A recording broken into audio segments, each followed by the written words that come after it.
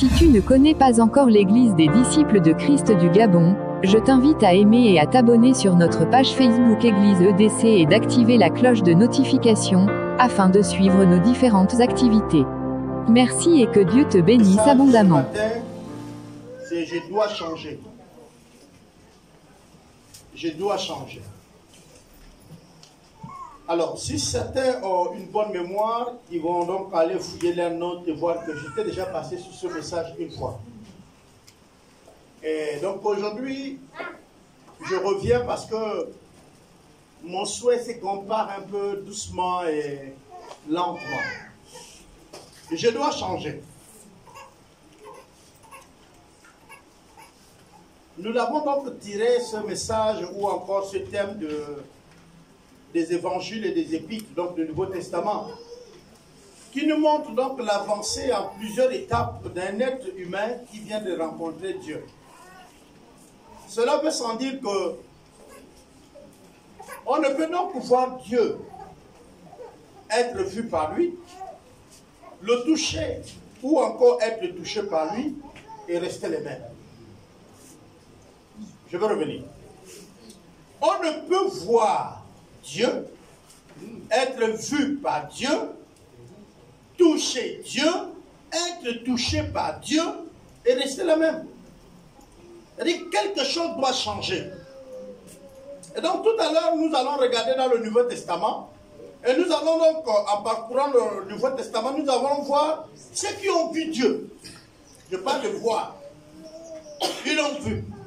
Et on va voir qu'est-ce qui s'est passé. On va aussi voir ceux qui l'ont touché. Qu'est-ce qui s'est passé? C'est que Dieu a vu. Qu'est-ce qui s'est passé? Et ceux-là que Dieu a touché, qu'est-ce qui s'est passé? Parce que, voyez-vous, c'est aussi facile. Permettez-moi. C'est aussi facile. Un jour, nous étions en train d'enseigner sur le caractère et le comportement. C'est deux choses différentes. Hein? Je peux changer mon comportement selon le lieu, les circonstances, la manière, le temps. Hein? Comment me comporter selon l'événement qui est là. Est-ce que vous comprenez? Mais mon caractère, je ne peux pas le changer. Le caractère est la partie qui est souvent avec nous quand on est seul. Le comportement est la partie où nous on affiche quand les autres sont en face de nous. C'est-à-dire, si je suis devant un supérieur que je crains, je vais me tenir à carreau et tout. Mais si je suis devant ceux-là qui doivent me craindre, je suis devenu maintenant un quoi? Est-ce que vous comprenez? Mais ça, ce n'est pas le caractère. Quand la personne est douce, elle est douce. Quel que soit l'état. Je ne sais pas si vous me comprenez. Ça, c'est le caractère. Donc, et quelqu'un peut se convertir, mais avec encore un caractère compliqué. Je ne parle pas d'ici de son comportement, qu'il peut changer devant les gens, il peut montrer une autre apparence. Hein? Quand il est avec d'autres personnes, il peut changer la façon de se comporter. C'est ce qu'on appelle comportement. Le comportement est changeable selon le lieu, les circonstances, les temps et même les moments. Hein? Hein, il t'assied, on a partagé dans le cul, là, tu as eu un gros morceau, tu es content. Tu vois, non? Et puis tu sens que non. Maman soulève le gros morceau, mais ça traverse ton assiette, tu commences à devenir comme ça. Est-ce que vous voyez? Ça, c'est le comportement. Hein? Tu commences à dire, mais ça va où? Ça va où? Toujours lui là. Hein? Est-ce que vous comprenez? Voilà. C'est ce qui a fait que les frères de Joseph, on dit, on va en finir avec lui, parce qu'ils ont vu que le père. Est-ce que vous voyez? Mais est-ce qu'au fond d'eux, ils étaient mauvais? Ça, on va le voir plus loin. Ils avaient ce qui était mauvais et ce qui était bon. C'est pourquoi ils n'ont pas ôté la vie. On va arriver là petit à petit. Aujourd'hui, ce que nous devons voir, c'est je dois changer. Alors, souvent quand je me mets à réfléchir sur la méthode que nous sommes en train de partager, on peut dire qu'il n'y a pas de prédication, ce n'est que les enseignements. Oui, c'est vrai. Parce que prédire, c'est autre chose qu'enseigner ou exhorter. Donc, je voudrais rester dans l'esprit de l'exhortation. Nous allons donc partir dans le premier passage biblique que nous allons lire.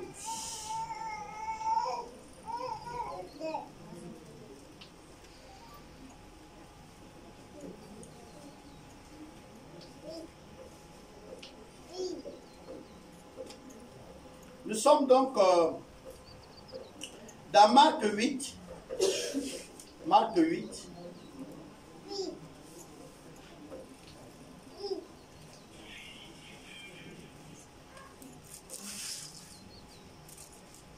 C'est bon? Marc 8, le verset 22.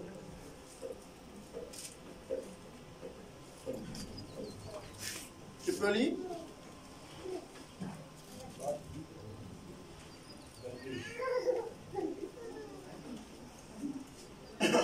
Écoutez. Ils se rendirent à Bethsaïda et on amena vers Jésus un aveugle qu'on le pria de toucher. Oui, vas-y. Il prit l'aveugle par la main et le conduisit hors du village. Puis il lui mit de la salive sur les yeux, lui imposa les mains et lui demanda s'il voyait quelque chose.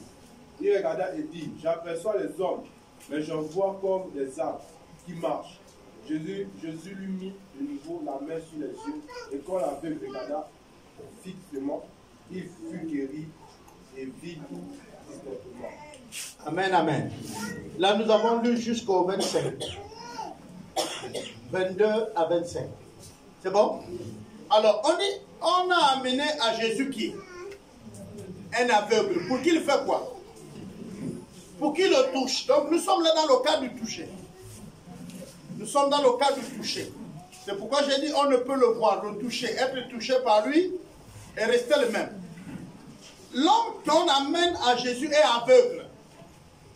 Il est aveugle. Et la rencontre avec Dieu, on dit que Jésus l'a touché. Mais le toucher de Jésus n'était pas caractérisé comme s'il voulait lui opérer le miracle tout de suite. Il le toucha. C'est-à-dire qu'il a attrapé. Quand on attrape quelqu'un, on le touche, n'est-ce pas?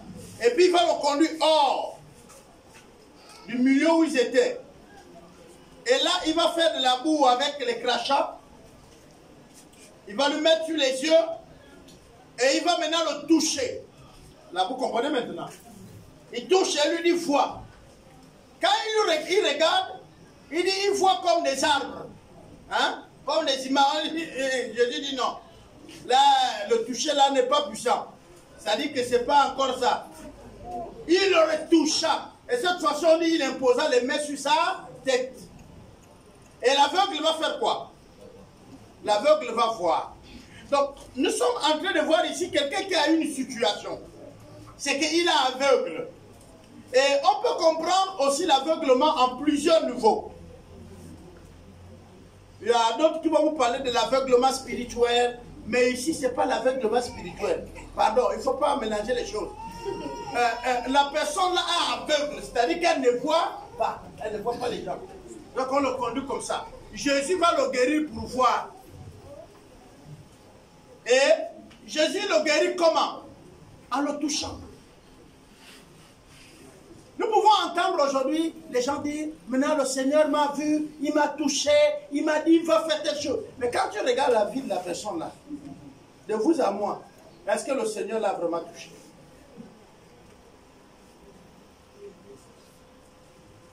Vous allez entendre les serviteurs de Dieu, les servantes de Dieu, donc les pasteurs et les non-pasteurs, parce qu'il y a les serviteurs et les servantes, même vous qui êtes ici, vous êtes des serviteurs et des servantes, ce n'est pas réservé aux pasteurs.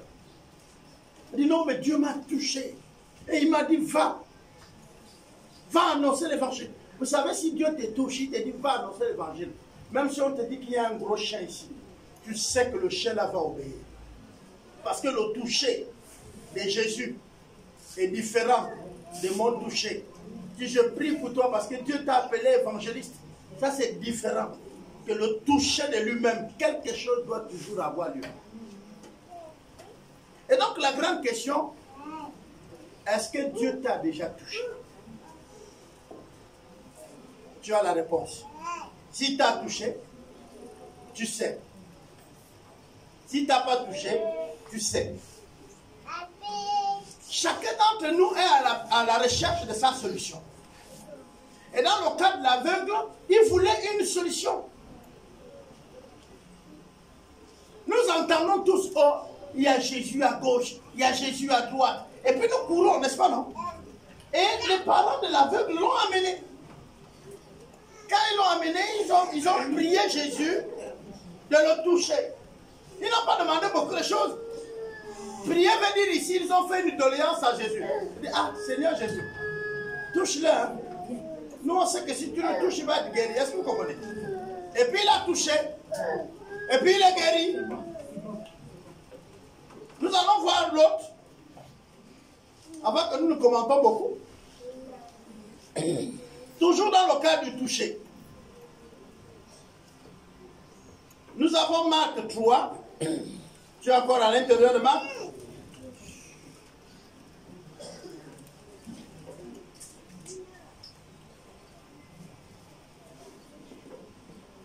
Marc 3, 10. Marc 3, 10.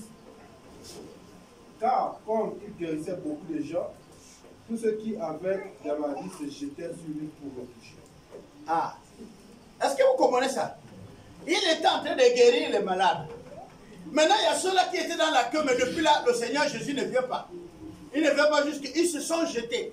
Vous voyez comment on se jette dans l'eau là? Ah, mais je suis malade. Et puis celui qui guérit est là. Et il y a la foule qui nous empêche. Donc, il crée une stratégie pour aller toucher Jésus.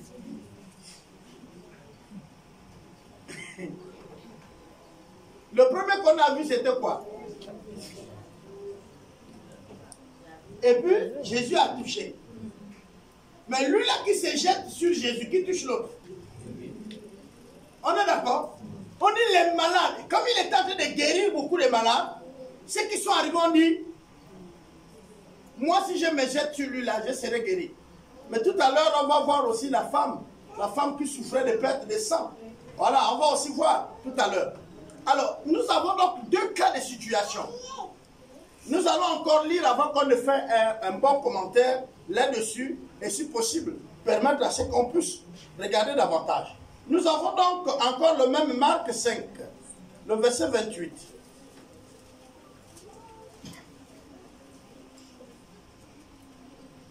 Marc 5, verset 28. Car elle disait, si je puis seulement toucher ses vêtements, je serai guéri. Qui disait ça? C'est la femme que nous venons de parler, n'est-ce pas? Tu peux lire le verset qui continue. Au même instant, la perte de sang s'arrêta et elle sentit dans son corps qu'elle était guérie de son mal. Donc, une femme qui souffrait depuis de la perte de sang, elle a vu les médecins, elle a tout fait, il n'y avait pas de solution. Maintenant, cette femme-là va dire, ah, mon problème là, et il faut voir la gravité de la chose. Dans le cadre de la perte de sang, la loi disait qu'elle était impure. Et quand on déclarait quelqu'un impur en Israël, c'est-à-dire ceux qui avaient la lèpre et tout, eux, ils devaient habiter hors d'Israël. Or, Israël ou encore les villes de la Palestine à l'époque qui étaient fortifiées, on construisait un mur. Et ceux qui habitaient dans le mur là, étaient ceux qui remplissaient les critères de sainteté. Comme par exemple, tu ne souffres pas de la lèpre, tu n'as pas, parce que si tu étais la femme de quelqu'un et que tu as le retour des couches, hein, ce qu'on appelle les menstrues, arrive pour un temps, ça c'est terminé, tu t'enfermais dans la maison et tu ne touchais rien et tu ne préparais rien. Pendant le temps que c'était là, tu étais déclaré impur. Et celui qui te touchait aussi était déclaré impur, il devait aussi se mettre pendant une journée dans la maison et il devait offrir un certain nombre de sacrifices pour être déclaré pur par les sacrificateurs. Et quand la femme avait terminé cette période, elle partait au temple, donnait un sacrifice. Mais celle-là, elle souffrait de ces pertes de sang, mais ça ne s'arrêtait plus, ce n'est plus 7 jours, ce n'est plus 1 mois, c'est 2 mois. Et elle souffrait de ça. Donc elle était déjà déclarée impure à cause de cette maladie. Elle a pris l'argent qu'elle avait, elle allait partout pour se soigner, mais ça ne trouvait pas de solution. Alors elle vivait où? Elle vivait hors de la ville. Et il était dit, quand tu étais déclaré impur, que ce soit de la lèpre, tu devais faire ceci avant de t'approcher vers les hommes qu'on appelait saints. Tu cries impur, impur, impur, pour qu'eux ils quittent. Parce que si tu les touchais, ils étaient aussi déclarés pour la journée comment? Impurs. Mais si toi tu venais et que tu les touches sans les prévenir, et ils devaient te lapider jusqu'à ce que tu meurs. Parce que parfois, quand quand nous lisons l'évangile, nous lisons les parties, on passe. Non, il y a des histoires qu'il faut aller lire pour comprendre. Maintenant, cette femme-là savait que Jésus passe dans la ville. Donc elle est d'abord hors de la ville. Elle est aux portes de la ville. Elle écoute bien Jésus passer. Et quand Jésus passe là, il y a un mouvement. Ça veut dire que même les gens qui étaient aux portes de la ville, les militaires qui gardent là, tout le monde sont dans le mouvement là-bas. Vous voyez? Donc elle va doubler la vigilance de ces personnes. Parce qu'elle va se dire à elle-même, si je le touche, je serai guéri. Rien que son vêtement. Mais pourquoi? Pourquoi elle prend le risque? Elle prend le risque parce qu'elle est déjà morte. Une femme qui a son mari, qui a eu ses enfants, qui désormais ne peut plus rester avec ses enfants, ni son mari, est déclarée impure et vit hors de la ville. Pour la donner la nourriture. Parce que quand on donne aux impurs la nourriture, quand tu viens, tu appelles le nom de la personne que tu donnes. Parce qu'ils habitent, c'est les bannis. Ils habitent dans les maisons qu'on a construites à côté, hors de la ville. Donc tu appelles son nom, tu déposes l'assiette, tu recules. Et l'assiette que tu as déposée ne se reprend plus. Donc, au bout d'un moment, même si on aime notre enfant, notre femme, notre frère, notre père, on va donner les assiettes à un moment, mais on va passer au feu. Sinon, c'est tous les assiettes de la maison qui vont partir. Est-ce qu'on est d'accord? Donc, voilà quelqu'un, c'est sa femme. Monsieur donne sa femme la nourriture 2 fois, 3 fois dans les assiettes. Il se rend compte qu'il n'y a plus les assiettes à la maison. Là, il change la méthode. Il va mettre sur les papiers à lui. Il va mettre dans les papiers. On est d'accord? Et il vient, il dépose. Voilà quelqu'un qui mangeait des assiettes. Maintenant, aujourd'hui, là, elle ne peut plus manger dans sa marmite. Elle ne peut plus manger dans son assiette. Mais on la sert maintenant sur les feux. Il faut comprendre la condition de cette femme. Elle ne voit plus ses enfants. Elle ne peut pas les toucher. Elle n'a plus l'amour de ceux-là qu'elle avait. Vous avez déjà été accablé par une maladie. Vous avez déjà été accablé par une situation où tu te mets assis et tu dis, oh Seigneur, si tu ne fais rien là, je n'ai plus rien à voir. D'abord, je suis déjà perdant. Comment on dit que celui qui guérit passe par là. Parce que les échos de Jésus ne sont pas seulement entendus dans la ville, même hors de la ville. Quand vous lisez les épîtres, vous avouez qu'il y a des lépreux qui sont guéris. Donc tu es déclaré impur. Tu apprends qu'on tes 10 frères qui sont allés se balader là. Ils ont rencontré Jésus, ils ont été guéris. Vous savez que Jésus a guéri 10. Dans les nouvelles arrivent chez vous. Le soir, leur maison ou leur chambre où ils étaient là, où vous êtes les impurs là, c'est vide. Pourquoi? Les gars, ils sont guéris, ils sont rentrés en famille. La renommée est grande. Tu es là, tu entends dans la ville. Hosanna, béni soit Dieu. Tu cours de loin, tu aperçois c'est lui. C'est là où tu fais le calcul. Tu dis là, même si on ne peut pas me permettre de le toucher, parce que je ne suis rien, que je touche le vêtement seulement, je suis sûr qu'il va me guérir. C'est ça l'espoir de cette femme-là. Mais elle savait que si ça rate, parce qu'elle est en train de foncer sans crier un peu, et on va la lapider à mort. C'est ce que la loi disait. Donc elle s'est dit, je reste là, je suis déjà mort. Je pars, je suis déjà mort. Je n'ai plus rien à perdre. Je fonce.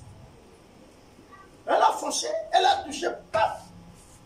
Et Jésus s'arrête, il dit, on m'a touché. Il a déjà lu cette histoire. Il dit, on m'a touché. Attends, les disciples disent, mais frère, toute cette foule te touche de tous les côtés et tout. Comment tu peux dire qu'on m'a touché? Est-ce que vous comprenez ça? Oh, je suis à l'église, j'ai même parlé en langue, j'ai eu même l'onction. C'est pour Jésus ça? Non, les gens touchaient Jésus. Est-ce que vous comprenez ça? C'est pourquoi les disciples disent, mais attends, il y a une foule là, tout le monde te touche là. Mais la femme là avait touché. Et pourtant, elle n'a pas touché le corps de Jésus. Elle a touché juste la robe, le bout de la robe. Mais Jésus a dit, on m'a touché. Il y a aussi l'élan qui est dégagé par la personne qui veut avoir la chose.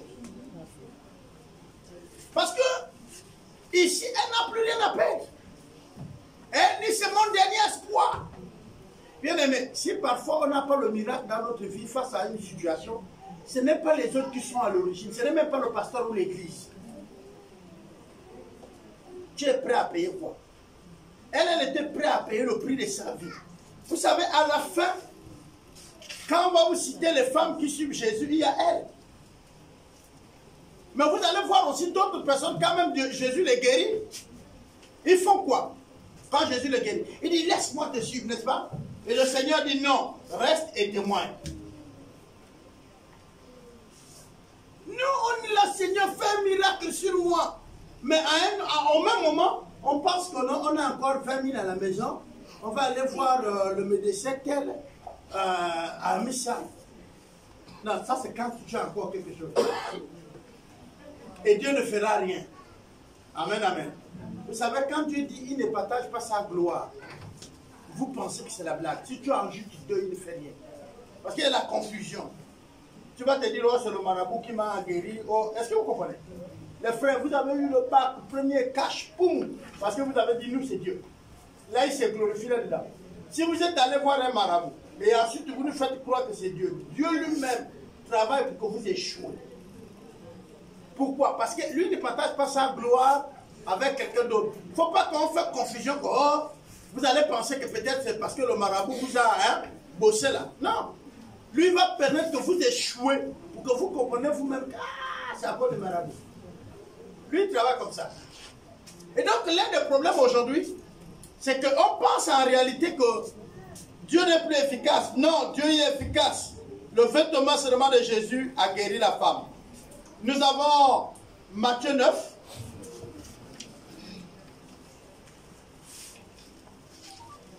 Matthieu 9, le verset 21. 9, 21. Oui.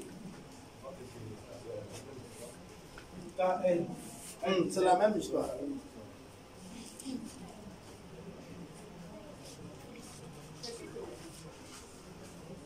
Donc on va prendre Luc 23. Luc 23.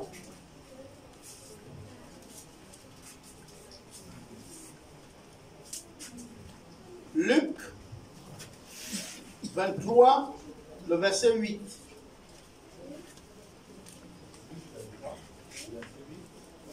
Écoutons. Lorsque Hérode vit Jésus, il eut une grande joie, car Jésus, il eut une grande joie, car depuis longtemps, il désirait le voir, à cause de ce qu'il avait entendu dire de lui. Et il espérait qu'il le verrait faire quelque chose, quelque miracle. Amen, amen. Écoutez bien. Quand Hérode a entendu parler de la Galilée, il demanda si cet homme était galiléen. Ayant appris qu'il était de la juridiction d'Hérode, il le rendit à Hérode, qui se trouvait aussi à Jérusalem en ce jour-là. Lorsque Hérode vit Jésus, il eut une grande joie, car depuis longtemps, il désirait le voir, à cause de ce qu'il avait entendu dire de lui. Et il espérait qu'il verra faire quelques miracles. Alors, Hérode et Pilate, deux gouverneurs. Les gars sont les chefs de ville et ils sont romains. Ils s'en foutent de la loi de Dieu, ils s'en foutent du peuple d'Israël, ils sont là pour représenter Rome. Seulement, on va attraper Jésus et on l'amène chez Pilate, qui est le gouverneur. Et quand il interroge, il se rend compte que Jésus et tous les gars qui étaient avec lui viennent de la Galilée. Or, Galilée est de la juridiction d'Hérode. C'est-à-dire, la zone où il vient, il y a un autre gouverneur. Par exemple, moi je pars du Haut-Ouai pour le Ouai-Vindo. Maintenant on m'attrape à l'Ouai-Vindo. Mais il s'avère que le gouverneur du Haut-Ouai aussi est dans le Ouai-Vindo. Et ce jour-là, il entend qu'il vient moi je viens du Haut-Ouai. Et donc le gouverneur du Wololo va demander qu'on me ramène chez mon gouverneur qui a le droit de décider de moi. Parce que j'habite sa région. C'est ça Hérode et Pilate. Pilate va rendre Jésus à Hérode. Parce que Jésus venait de la Galilée. Et c'était la juridiction de l'autre. Et l'autre est content de recevoir Jésus. Pourquoi? Parce qu'il espérait voir Jésus opérer un miracle. Donc il avait l'espoir. Il entend trop parler de lui. Et maintenant il a mis le cœur que si je vois Jésus, c'est sûr que je le verrai faire un miracle. Et Jésus est extraordinaire. Deux personnes qui n'ont rien demandé, mais qui l'autre espère voir le miracle. Regardez bien, le verset 9. Il lui adressa beaucoup de questions, mais Jésus ne lui répondit rien. Les principaux sacrificateurs et les scribes étaient là et l'accusaient avec violence. Hérode, avec ses gars, le traita avec un mépris. Et après s'être moqué de lui, le renvoya. Voilà, le voir revêtu d'un habit éclatant, il le renvoya à Pilate. Mais regardez bien le verset 12. Ce jour même, Pilate et Hérode deviennent amis d'ennemis qu'ils étaient auparavant. Est-ce que vous voyez le miracle?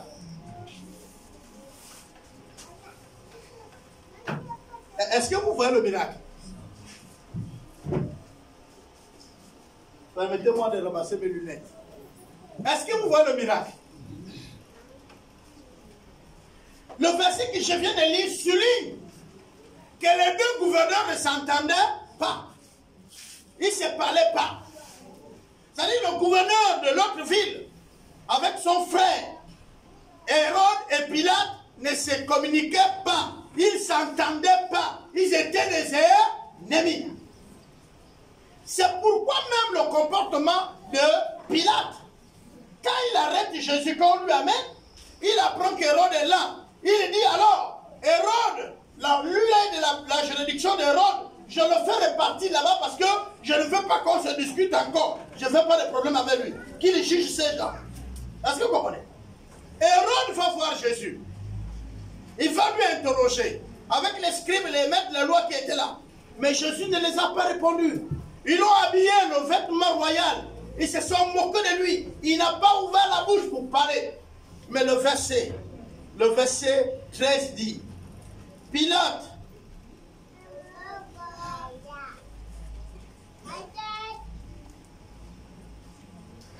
c'est 12. Le verset 12 dit, ce jour même, Pilate et Hérode deviennent amis d'ennemis qu'ils étaient auparavant. Vous voyez ça chez vous? Le verset 12 dit que les deux ennemis étaient devenus quoi? Hein? Il y a eu un miracle. Mais pourtant, Jésus n'a pas ouvert la bouche. Il ne les a pas parlé.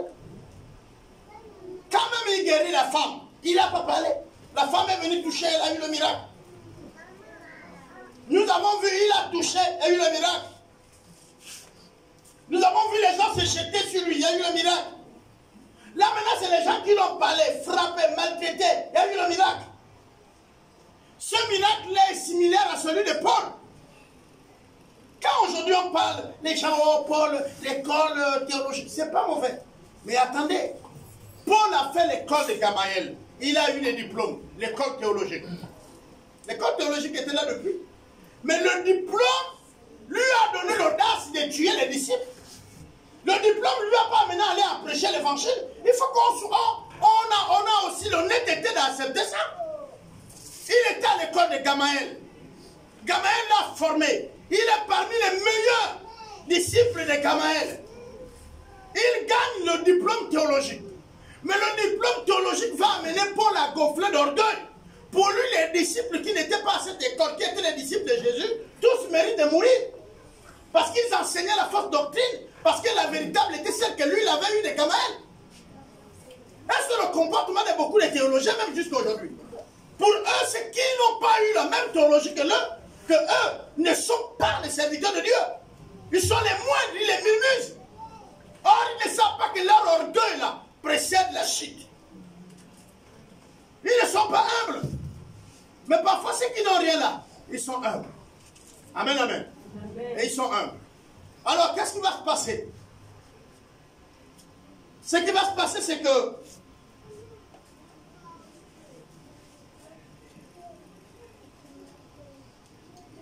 l'ami devient, les deux amis deviennent amis. Les deux ennemis qui ne se parlaient pas, qui ne s'entendaient pas. Alors, comment ça s'est passé? Hérode et Pilate. C'est d'abord Pilate qui voit Jésus. Il a vu.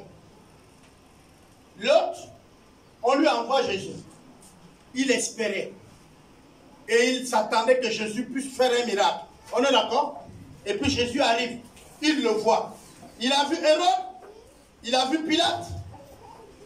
Dès que les deux l'ont quitté, il y a eu le miracle. Amen, amen. Il y a eu quoi? Il y a eu le miracle. Il y a eu le miracle. Ils étaient devenus des amis, des ennemis qu'ils étaient auparavant. Amen.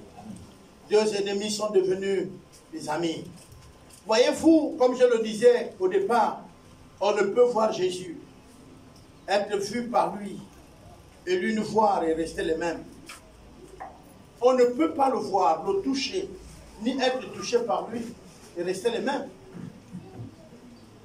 Nous avons vu ces personnes. Il y a eu des personnes qui l'ont vu. Vous connaissez Zachée? Zachée voulait faire quoi? Il voulait voir Jésus. Vous connaissez cette histoire, non? Alors le gars, il a entendu parler de Jésus qui traverse la ville. Le gars s'est habillé à la maison. Il s'est lavé, il s'est habillé, il vient. Mais quand il arrive, il trouve qu'il y a encore un problème. Il est court.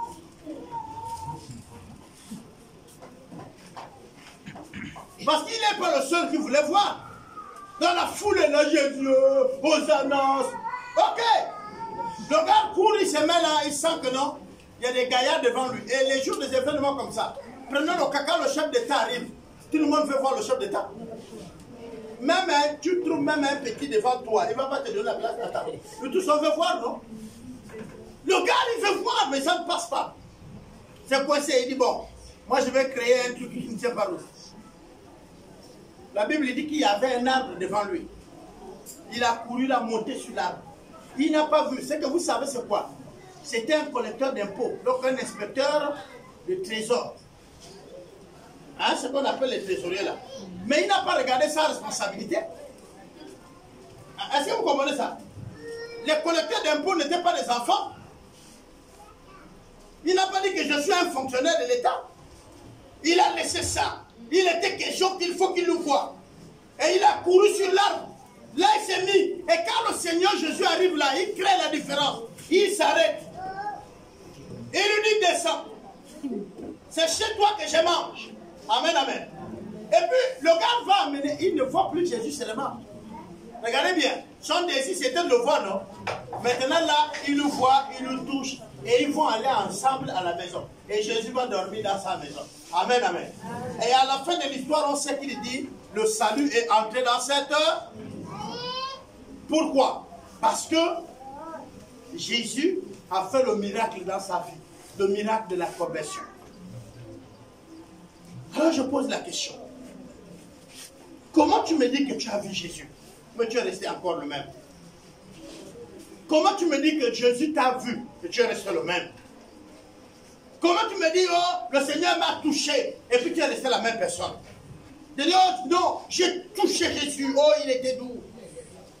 Il y a qu'entendre parfois dans nos prières, il est là, mais il est là, tu mens, tu vois, il est là, tu le vois. Jésus est présent dans cette salle, il est là, il fait du bien. Le frère l'a appelé les bons. Même jusqu'au pasteur, il prête de l'argent qu'elle ne rembourse pas.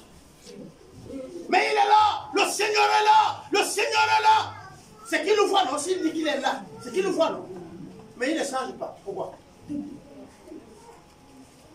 Est-ce que c'est lui qu'il voit? Vous savez, j'ai rié avec un pasteur, on était à Libreville au Sud-Nord, à Via.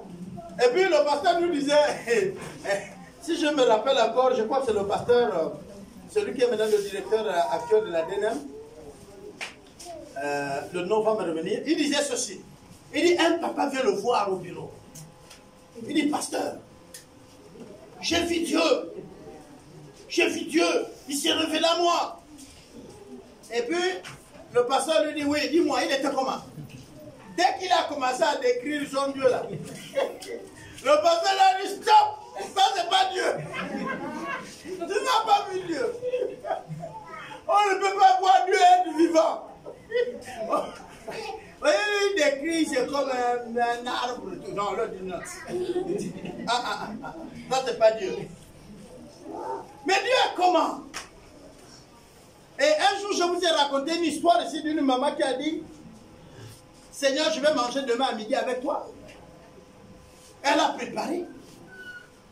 Elle attendait Dieu. À 11h30, sa voisine d'à côté est venue.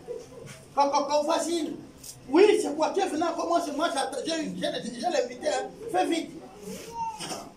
Voisine, s'il te plaît. Avec les enfants, on est un peu compliqué. La papa a dit qu'il va chercher l'argent.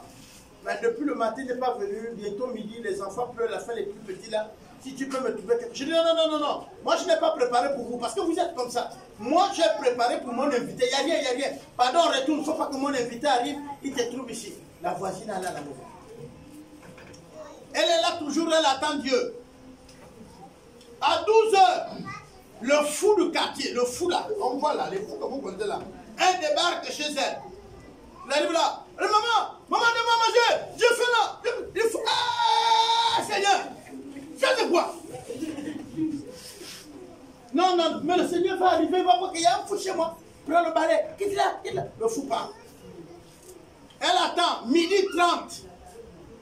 Voilà un stagiaire, donc un jeune frère qui est à l'église. Parce qu'ici, nous on n'a pas ça, mais un jeune frère qui est à l'église. Donc un stagiaire, un pasteur stagiaire, que souvent les pasteurs laissent pour recevoir les cas et tout, comme on appelle un interne. Il est là, il fait le service de Dieu, on le forme. C'est pas ici là où tu es stagiaire, on te forme, tu fouilles, tu veux faire les mêmes choses que le pasteur. Chez les autres, tu restes au temple et tu fais le service, tu apprends. Mais chez nous ici, tu es maintenant comme le pasteur, tu viens à la même heure que lui, tu pars même avant lui. Lui là, il est au temple, il a faim. Et puis, il a l'idée, il vient chez la maman là. Maman, bonjour. Oui, c'est quoi mon fils? C'est quoi? Hein? À midi, à 13h comme ça, vous passez partout. Tiens, maman, j'ai dormi hier là au temple. Le matin là, avant d'aller à la maison là, j'ai pensé que je peux passer par chez toi ici, je vais manger quelque chose. Non. Vous, c'est comme ça. Vous ne faites rien. Vous dormez dans les temples. Vous cherchez comme vous êtes. Non, de rien. Moi, j'ai rendez-vous, j'attends un invité. Le jeune ne l'est pas. Maman a attendu jusqu'au soir, Dieu ne vient pas. Elle est dessus. La nuit, elle dort. Il peut rentrer à moi et il me demande de venir chez toi. C'est qui que tu attends? Ton Dieu là, il a quelle image? Il est habillé comment? Si c'est celui que tu vois dans les photos blancs là, Jésus n'a jamais été blanc.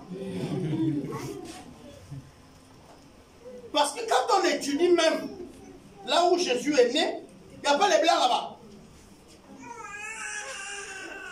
On parle de la Galilée. Vous avez vos Bibles, non?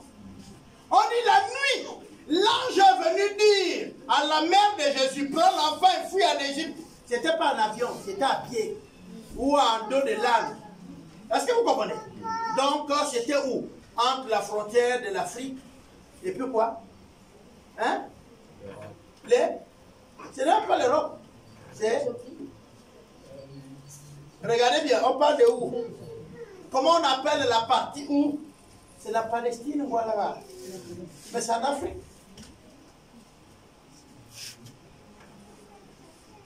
Oui, c'est en Afrique. Qui a tracé les frontières? Hein? Ils peuvent la déplacer, non? Pour simplement pour que Jésus rentre dans l'histoire de leur côté. Mais Jésus n'a jamais été blanc. C'est comme quand on parle de Pharaon. Pharaon, c'était un noir. L'Égypte, c'est où? C'est ici. On vous dit Moïse. Mais quand vous allez étudier l'histoire de Moïse, Moïse est noir. Moïse est noir, peau noire, comme pour nous. Encore une des choses que vous allez comprendre. Oui, oui, mais attendez. Quand... Non, ça, il n'y a pas de problème. Attends, il y a toujours les noirs. C'est les blancs qu'on vous présente, mais il y a les noirs, vrais noirs. Et puis, je vais vous dire une chose. On va aller doucement, ok? C'est pas moi, hein? Vous avez fait beaucoup d'écoles. Voilà ceux qui ont eu le bac, on les a acclamés, non? Ok. Le bassin de l'humanité, c'est où? Hein? Tout le monde dit que le bassin de l'humanité est où? Ok. Donc, la vie a commencé dans le bassin de l'humanité, non? Donc, Dieu, quand il créait Adam et Ève, c'était dans le bassin de l'humanité, non? Donc, c'était où? C'est pas moi qui ai dit, c'est la science. La science a dit, là où Dieu était en train de créer Adam et Ève, c'est en Afrique. Parce que c'est le bassin de... Et là encore, je ne vais pas aller plus loin. C'est encore la science qui est venue dire les fossiles, c'est-à-dire les signes de vie les plus vieilles sont trouvés où? En Afrique. Précisément où? Au Gabon. Et très précis, à Moulende. On vient même de réactualiser là, le ministre, permettez-moi, était Voilà. là. C'est là 2 semaines pour faire de ça 2 sites touristiques. Donc, si on entend très bien, les premiers traits de la vie sur la terre sont au Gabon. C'est pas moi qui ai dit. C'est pas moi. J'ai dit c'est pas moi. Moi, je vous ai donné un verset biblique pour dire ça. Non. Je vous ai dit que c'est moi qui ai fait les recherches. J'ai dit les scientifiques eux-mêmes, ils ont les appareils là-bas. Ils ont branché pour l'aider. Est-ce que vous comprenez? Donc moi, je peux dire qu'Adam et Ève étaient Gabonais. Attendez, est-ce que c'est moi qui ai dit ça? Non.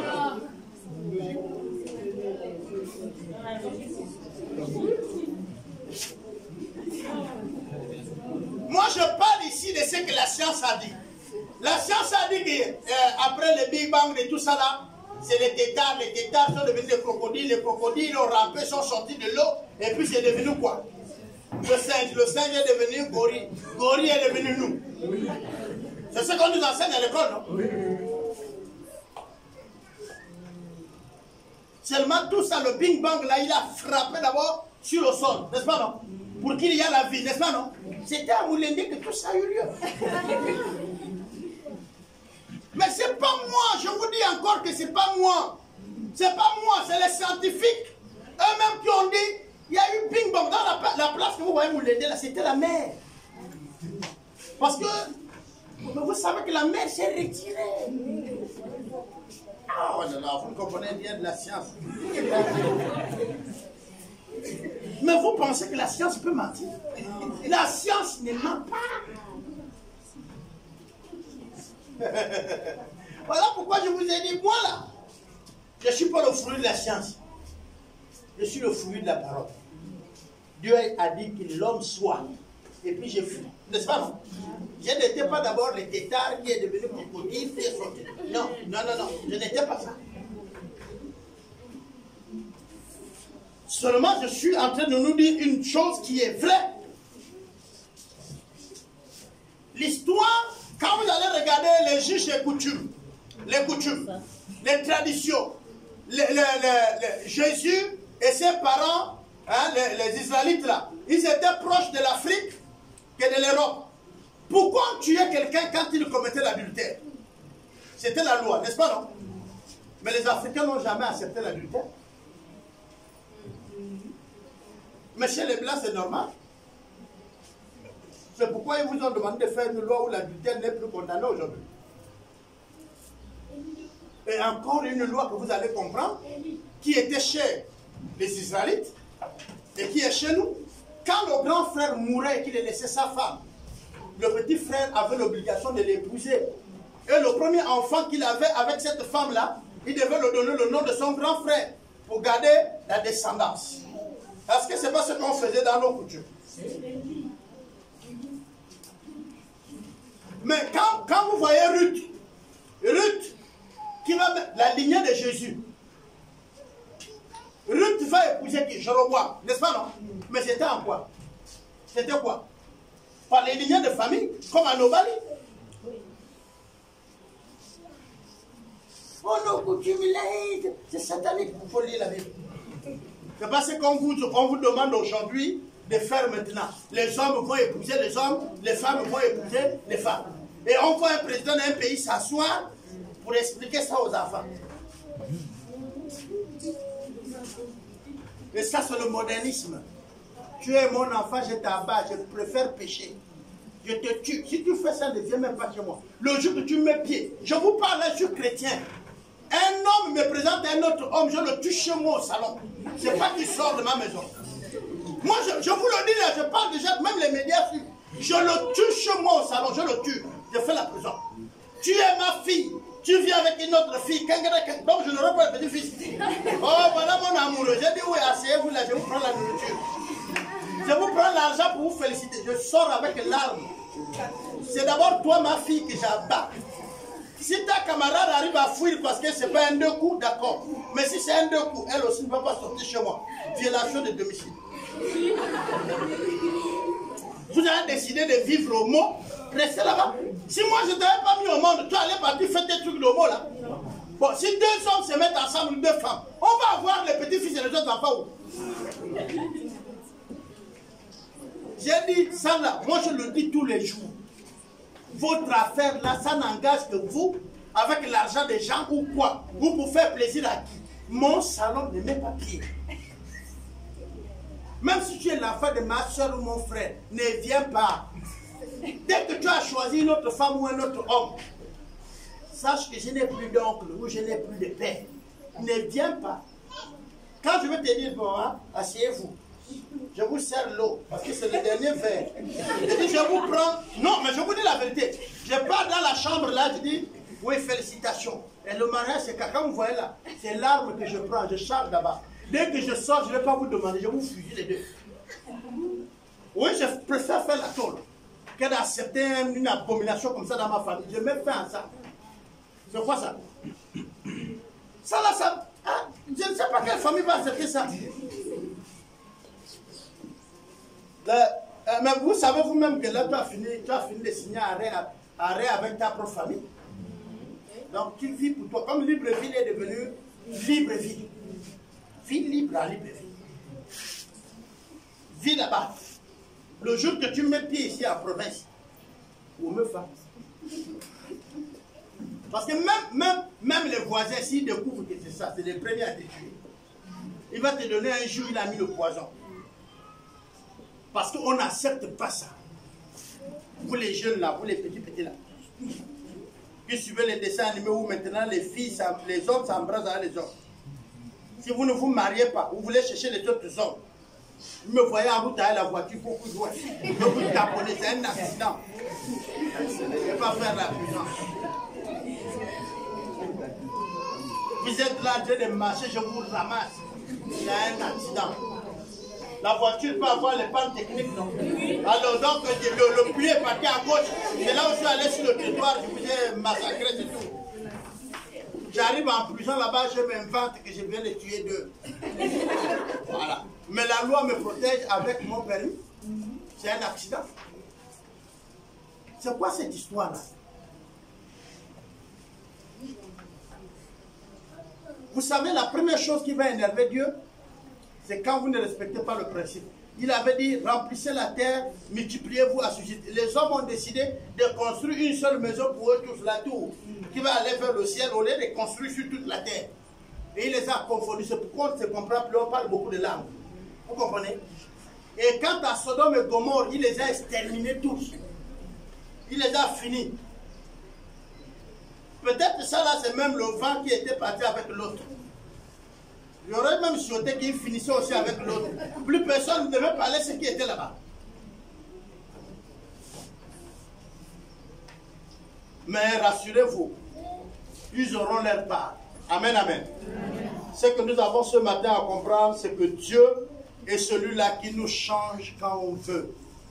Qu'on le touche, qu'il nous touche, qu'on le voit, qu'il nous voit, il y a un changement. À moins que toi-même, vous savez, il y a des choses que Dieu ne peut pas faire, qui sont impossibles à Dieu. Condamner un homme qui a confessé son péché, Dieu ne peut pas le faire. guérir quelqu'un qui ne veut pas. Dieu ne le fait pas. Il y a des choses que Dieu ne fait pas. Tu peux avoir un mal. Tu veux la guérison, mais tu ne veux pas que c'est Dieu qui te guérit. Le mal restera là. Est-ce que vous savez qu'il y a parfois ça? Tu veux que c'est le grand prophète. Tu veux, mais ce n'est pas Dieu. Est-ce que le prophète est Dieu? Le prophète travaille pour Dieu et non Dieu. Il y a des gens, toi tu es malade.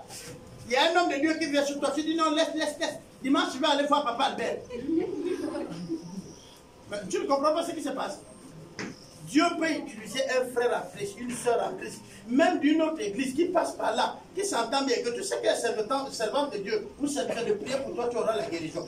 Mais comme pour toi là, dans ta tête, c'est Papa Albert. Hein? Là, un jour, tu es sur la télé, Papa Albert rend témoignage, donc nous avons prié, les gens étaient guéris. Tu dis voilà! Moi, c'est Papa Albert. C'est fini, tu es bloqué en toi.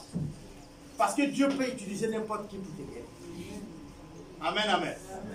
Pourquoi? Parce que c'est lui qui guérit par qui il veut. Laissez Dieu vous guérir. Amen. Oui, laissez-lui nous toucher. Vous avez un problème, vous avez une situation, cherchez Dieu et non une personne intermédiaire. Quand vous cherchez Dieu, Dieu va faire venir la personne dans laquelle il est incarné pour que vous viviez le miracle.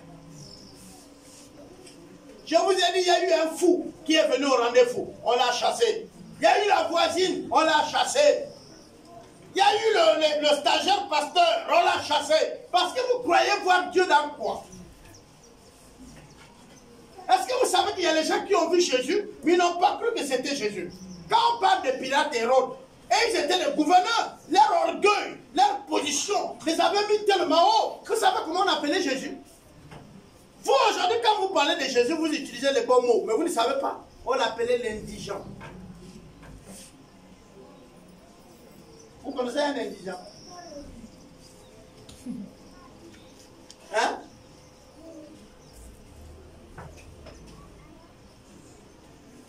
Un mendiant. Le Dieu des mendiants. Vous avez déjà lu ça? C'est dans le Nouveau Testament. On dit le Dieu des mendiants, oui. Donc vous priez un Dieu qu'on dit le Dieu des mendiants, c'est-à-dire le Dieu des pauvres. Votre Dieu n'a pas l'argent. C'est comme ça qu'on le traitait. Et c'était les femmes qui accompagnaient Jésus là, qui vendaient de leurs biens, qui sortaient de leur argent pour soutenir le ministère. Un jour, quelqu'un est venu voir Jésus. Il a dit, je vais te suivre. Il a dit, non, reste.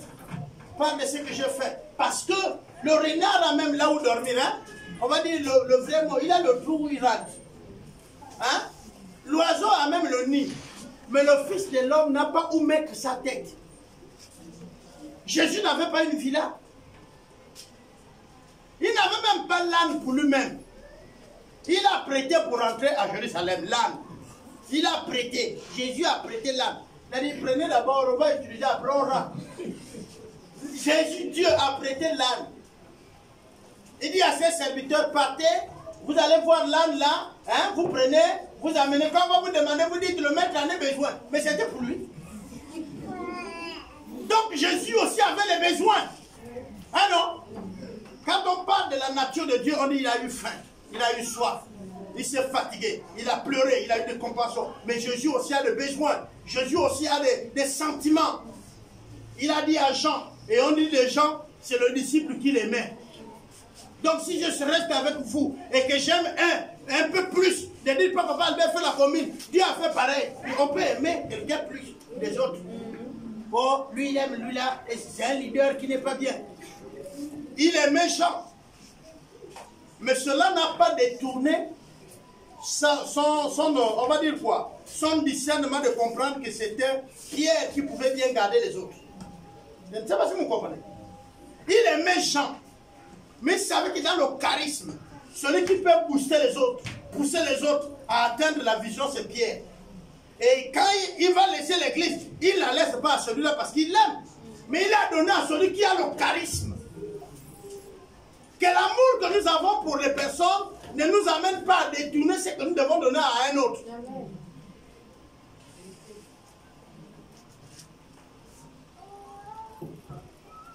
Amen, amen.